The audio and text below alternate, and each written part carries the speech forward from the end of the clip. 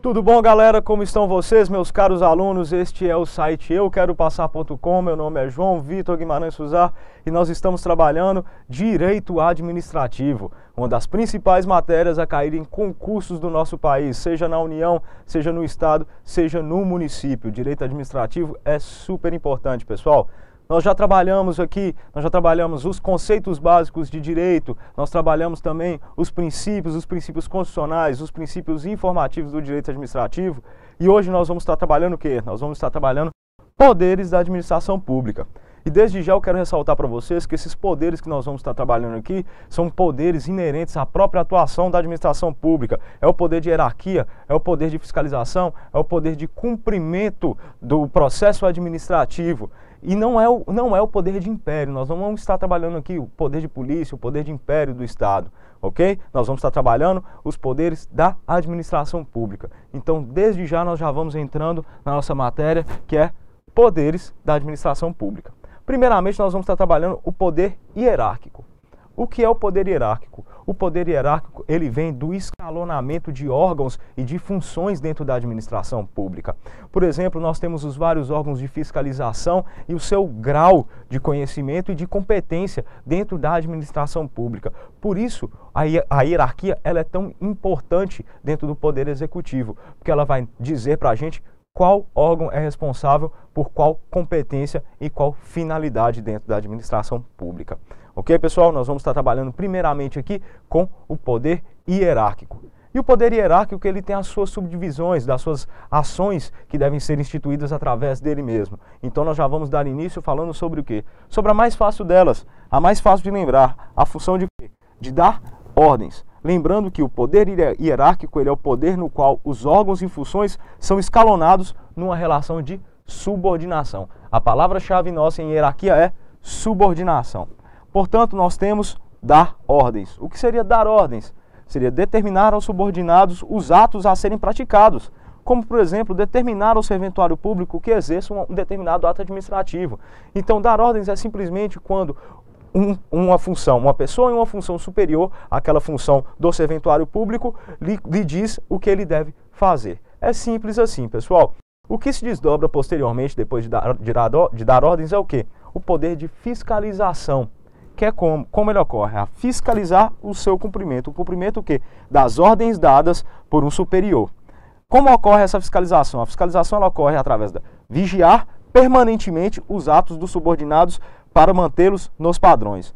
O que é vigiar permanentemente? Por que permanentemente, pessoal? Ele está ligado àquela questão da presteza funcional, a questão da eficácia. Porque é o seguinte, além de dar ordens, o poder público ele tem por necessidade e por dever estar fiscalizando a atuação dos seus funcionários. E como está acontecendo isso? Para o quê? Para que haja um consentimento dentro dos princípios do direito e como deve estar ocorrendo a atuação do serventuário público em sua função. Por isso, o fiscalizar permanentemente é de sobremaneira importante na administração pública.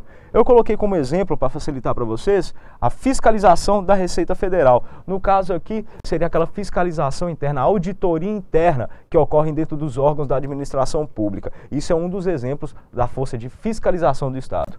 Posteriormente, nós temos as funções mais importantes dentro do poder hierárquico. A primeira delas seria a delegação de funções. O que é delegar funções? É conferir atribuições a outrem que competem originalmente ao delegante.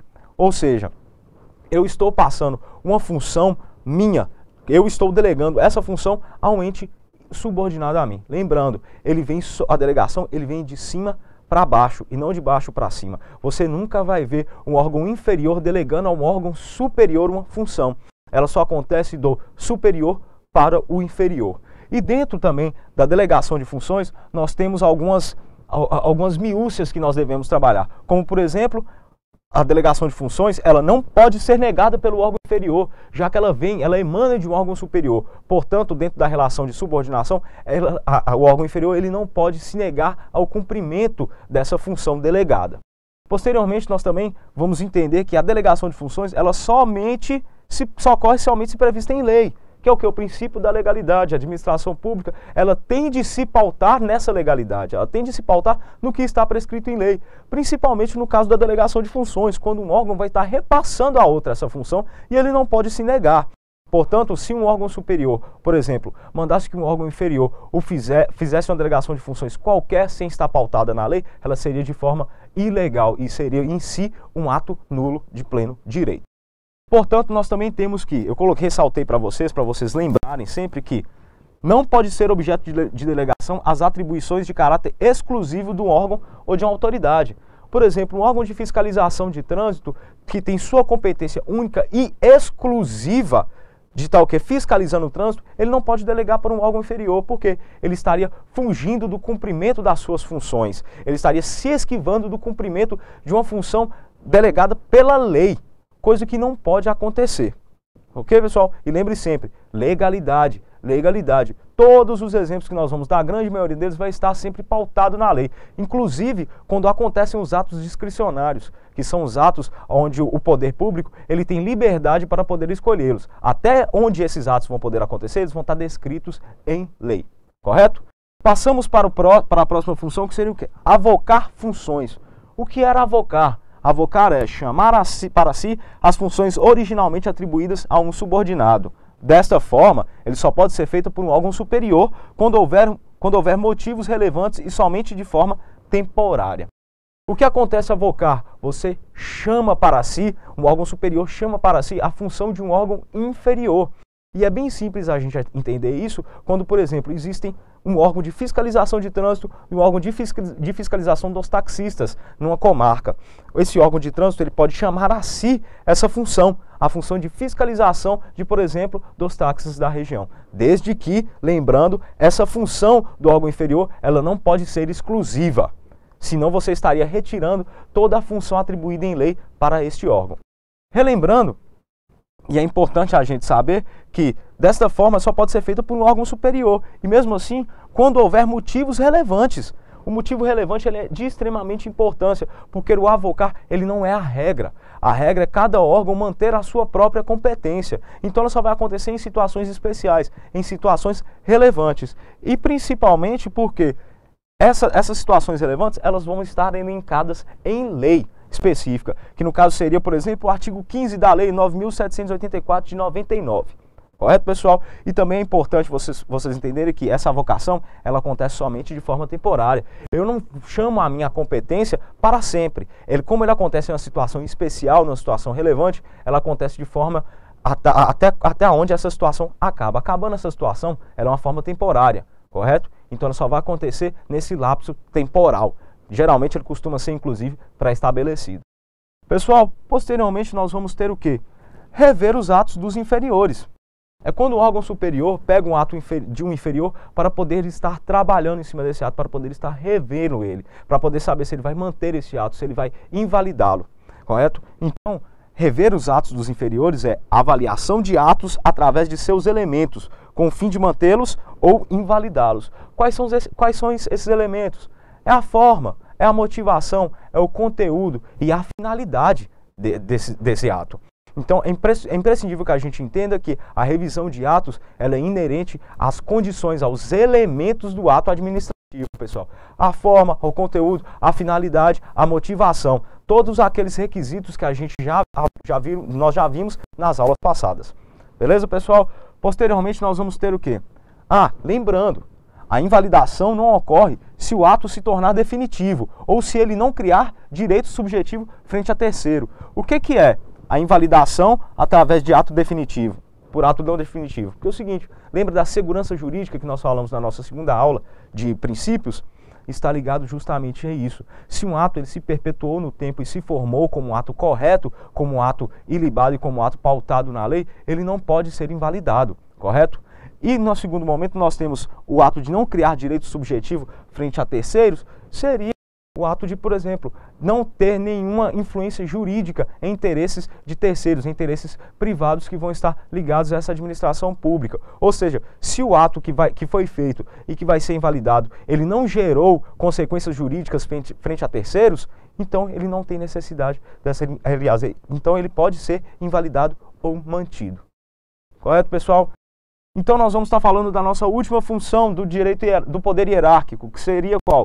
Decidir conflitos de atribuições, dirimir conflitos de atribuições. O que seriam choques de competências?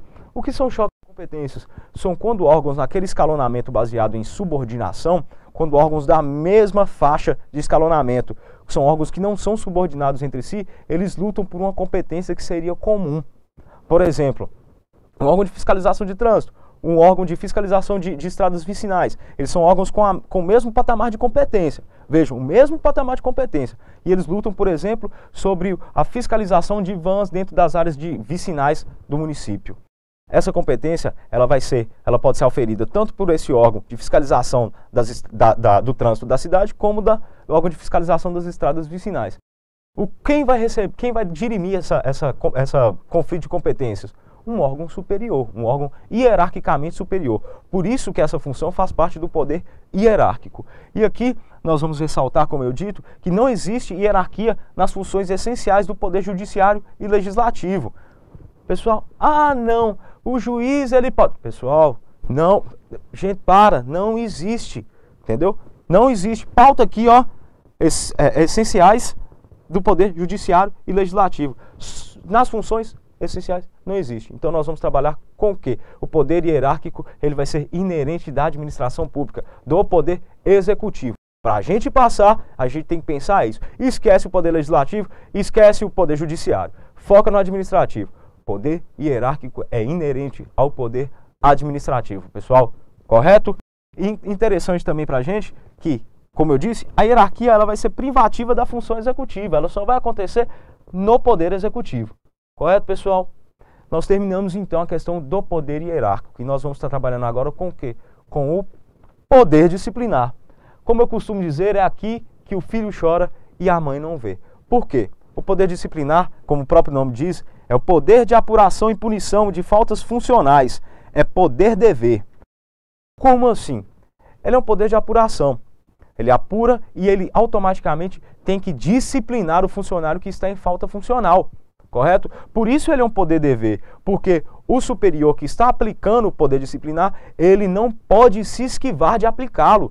Por exemplo, se o funcionário pelo que está sofrendo o processo administrativo, ele for amigo da pessoa que está movendo esse procedimento no órgão superior e ele não querer apená-lo, isso não pode acontecer, porque ele vai incumbir no crime do artigo 320 do Código Penal. É um dever-poder, é obrigação do órgão superior fazer o poder disciplinar valer-se através do procedimento administrativo. Esse procedimento administrativo, chamado processo administrativo, nós vamos estar trabalhando numa aula específica, por causa das suas miúcias e das suas celeumas. Correto, pessoal?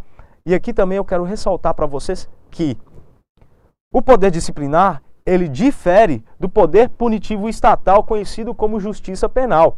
Correto? O poder disciplinar, ele não está ligado ao poder penal, ao direito penal. Correto? Ele é o quê? Ele é dentro da administração pública através das faltas funcionais cometidas pelos funcionários, pelos serventuários da justiça. Lembrando que, se você foi condenado na instância administrativa, isso não exime você de estar sofrendo um processo penal. Beleza, pessoal? Isso é de suma importância vocês estarem entendendo aqui. E eu queria pautar com vocês também num determinado caso, no caso da discricionariedade versus a vinculação. O que é a discricionariedade? Como eu disse anteriormente, o ato discricionário é quando existe o livre-arbítrio do poder público para ver quando esse ato pode ser feito e como ele pode ser feito. Esse é o ato discricionário, diferentemente do ato vinculado. Por que vinculado? Ele está vinculado à lei. Ou seja, a legalidade, é o princípio da legalidade, é quando a lei afirma a necessidade daquele ato e quando ele deve ser feito e como ele deve ser feito. Inclusive, o próprio ato discricionário que está ao bel prazer do julgador, da autoridade competente, ele não está totalmente ao bel prazer, porque até ele mesmo vai ser, nos casos onde ele vai poder atuar, vai ser determinado em lei. Seria então uma mitigação do ato discricionário.